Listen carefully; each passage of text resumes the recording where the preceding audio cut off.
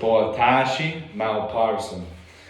So today I'll be talking about my stance on all these questions, and let's get right into it. So first of all, let's talk about, is data privacy concerning as a web user? For me personally, I think it is, because there's so many different levels to it. There's Google taking web your web activity. There can be other apps that are tracking it in the background that you have no clue about. But to be honest, like for me, I'm not that concerned about it. And I know that I can probably just use a VPN to get around it. But I feel like when people say, oh, if I'm not doing anything illegal, what's the point of caring? But when somebody says that, there's so many different levels to it. First, you can just say that and you just give up your privacy, then go farther and farther. Then it goes, oh, you said this text message as a joke this many years ago, now you're going to prison. Or they can use it as a way to go against you in the future. And I think that's what's dangerous when it comes to people tracking things on your phone and on the web as well. Can also be put into that. So do I care if social media companies compile data on your viewing data and habits and searches? I do. I mean, I do and I don't, because it's the same thing. There's different levels to it. First, they're looking at that, and then you don't know what else they're tracking. It could be your location. It gets kind of weird. But also, I know VPNs are a thing, and you can use those, and I've used those before, and they work pretty well as well.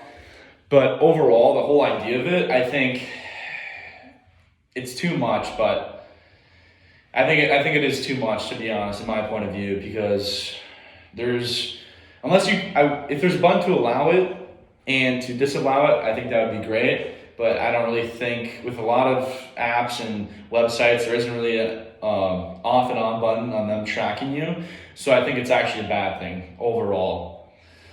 And also, do you care if online vendors track your web surfing habits? This is one thing that you can kind of get deep into, is that companies will be tracking more than just your searches and stuff. You will hear about how companies will track even your audio. With many apps, companies will track your audio. And I remember one example, there was a study done where somebody took a brand new laptop, or I think it was used laptop, either or, they sat it down. This is like an experiment. And so they put the laptop down, and all they talked about was dogs. Oh my God, dogs this, I want to buy dog toys, this and that. And then roughly like a few days later, or a week later, or even probably hours later, their computer would not stop showing dog ads on every single website. And so that shows you something, that it's more than just looking at your searches and whatnot, because once you give up your privacy with that, next thing you know, companies are listening to you on the microphone. It happens to me all the time. I can say a word in my phone and say, oh yeah, let's have steak for dinner tonight. Something might show up. It happens a lot to me. Or if I talk about a topic a lot, I will see it on my phone. Even if I'm on TikTok, I'll say one thing, and probably 15 seconds later, even though my phone was shut off, it might be the next thing I might swipe to. And it freaks me out, to be honest. So I think it is pretty scary that vendors track your web surfing habits. And I think it all can kind of mesh together. They're all kind of doing the same thing with like tracking your stuff. So all right, so let's go back to, do you care if social media companies compile data on your viewing data and habits and searches?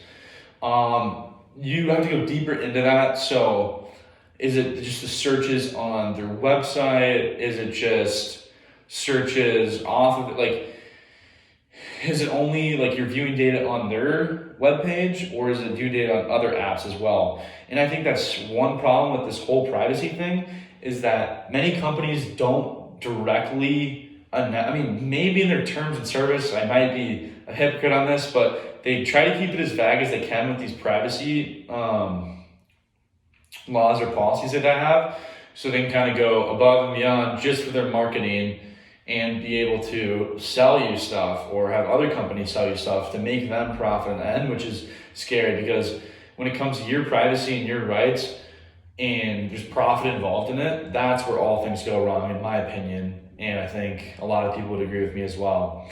So going back to the first question, is data privacy concerning as a web user?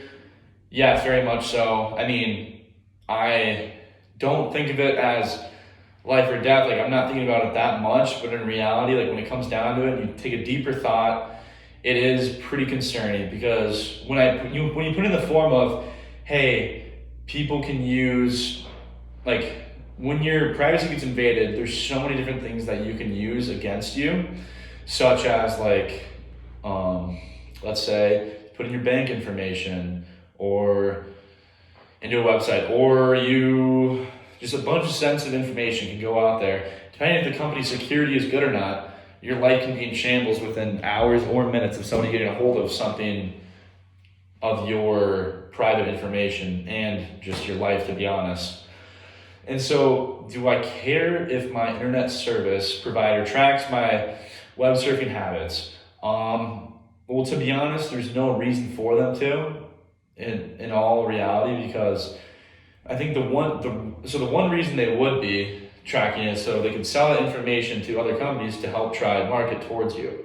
And there's no pro in having your Wi-Fi company look at your web browsing, because what are they going to do with it? They're not going to keep it for themselves.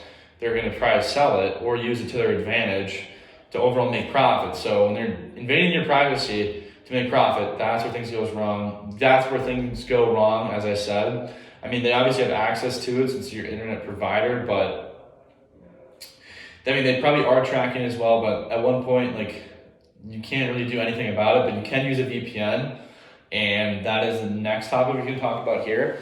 So, do I use a VPN? So, my VPN usage actually started out very young in my life.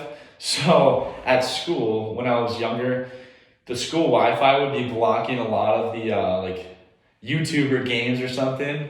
And so I would actually use a VPN to get past that, which is quite interesting. And it kind of taught me a lesson. And I didn't really realize people were just like, oh yeah, use a VPN. I'm like, what's a VPN? But it's actually pretty useful. And a lot of people use it for like Netflix and all these other things. And then some people use it for privacy, which is kind of what I did. I was able to use my phone in like the manner that I wanted to in school without having to literally not be able to use the Wi-Fi or look up regular stuff or use an app or something. And people are coming to that point in, let's say, China.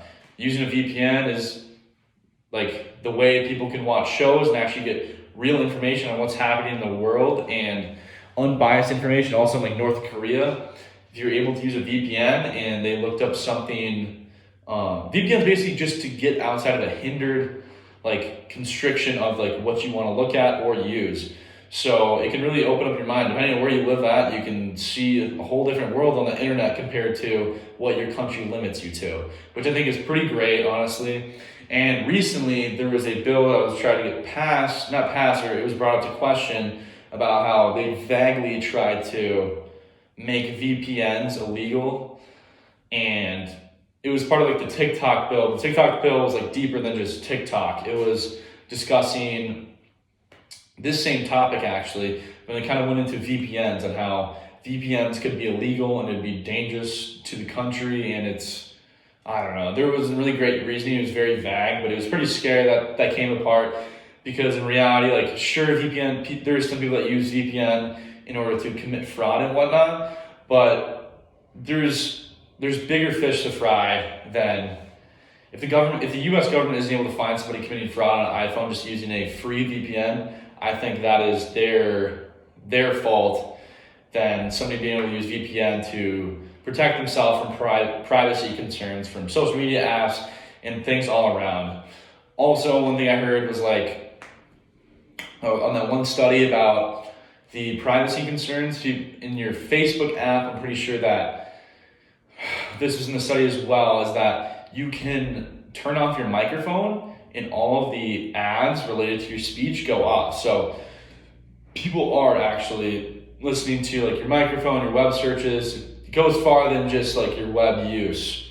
So that's one very important thing. Also, what else? Let's talk about online vendors tracking web surfing. So let's go back on that. That can be, I don't know, it can be kind of nice, but at the same time, it is not that. I mean, it can be convenient, but then if it wasn't convenient, you'd be freaked out. So conveniency kind of blinds people from the fact that companies are listening to them and that such. But I think overall, privacy is very important when it comes to your online usage and whatnot, because second they're able to, oh, okay, you shop at Amazon, now we can just sell you this ad. Like, that's fine. But then people are listening through your computer about you talking about something, and then it shows up as a ad in the next 30 minutes. Like, that's where it goes too far. And then the government could pay them to listen through your phone. Just a bunch of weird stuff. They could sell that information. Somebody else could listen through. Like, it's just, it goes in a really bad direction overall. And that's my stance on it. And use a VPN if you want to protect yourself. And yeah, that's about it. Thank you.